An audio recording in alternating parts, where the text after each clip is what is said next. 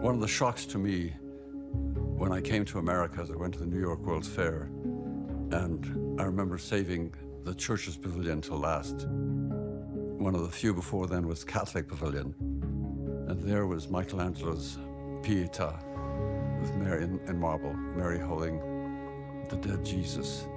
I mean, talk about greatness. That thing sears your soul. And then I went to the Mormon Pavilion, and there were all these large illustrations of Joseph Smith and the Grove and things like that. And they were just passive. They didn't have any sense of courage, certainly no pathos. To me, there was a willful ignorance in this whole thing that they couldn't see the mediocrity that they were creating. My whole dream was Zion would have the kind of appeal that the Vatican would have, and that people would come from all over the world to see the beauty that involved mystery and power and passion and pathos. It would be a place where the whole human experience could be expressed. It would be a place where people would weep in corners because they were so deeply touched by the sheer wonder of this place. I became really, really excited about my calling, if you like, to make my art the servant of the Lord through the church.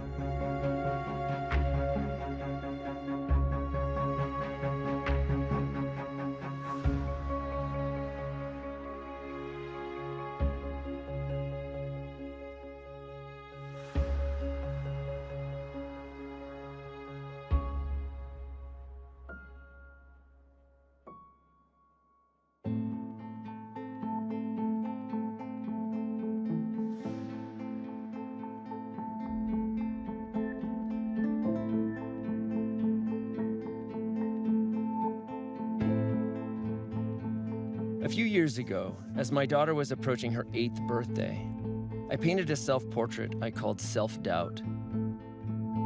I was thinking about Caravaggio's 17th century painting of Doubting Thomas. The resurrected Jesus pushes Thomas's finger into the wound in his own side with visceral force in an attempt to erase all the doubt. My painting is set in an art studio. Canvases lean against the wall, my palette and brushes on a table behind me, and an empty easel to my left as I explore the wound in my own side, a collision of artistic and religious imagery.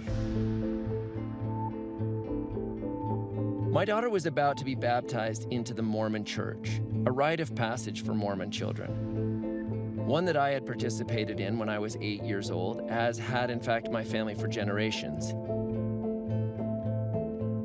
And yet, her impending baptism intensified strong feelings of religious doubt in me. My wife and I worried about what lessons our daughter might take from the church and its strong conservative culture, values that clashed with our own.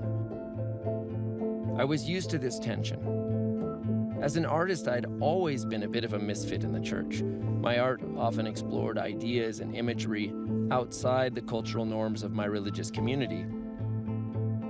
Still, my faith was a key part of my identity, so I lived with the tension. But now it was no longer just about me.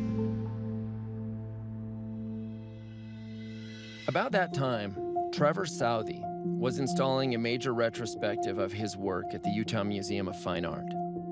I had known Trevor since I was a child, he being an old college friend of my parents, and so I was aware of his show and attended a panel discussion at the museum on opening night.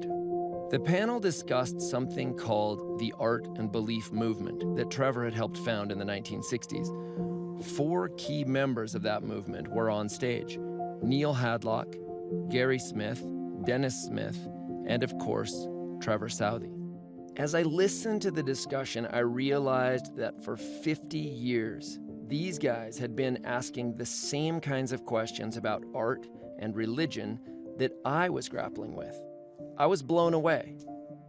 So I wanted to talk to each of them. I wanted to know how they had reconciled this conflict between their art and their faith. And thought, well, what better way to do that than, or excuse to do that, than to make a documentary.